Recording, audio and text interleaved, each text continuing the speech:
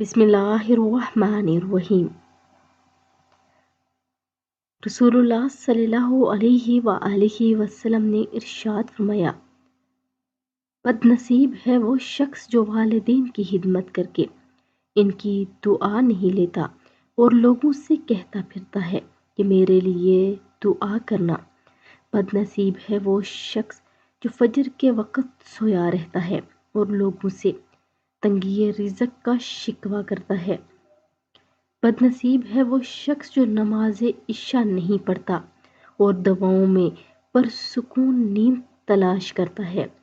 بد نصیب ہے وہ شخص جس نے ماہ رمضان پایا اور اپنے رب کو راضی نہ کر سکا۔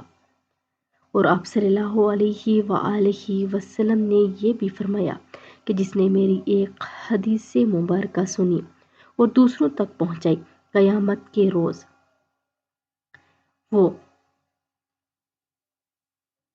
میری شفاعت کا حقدار ہوگا اور اس کو بخش دیا جائے گا۔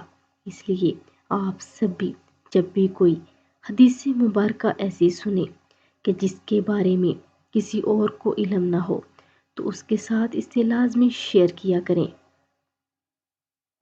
جزاک اللہ خیر۔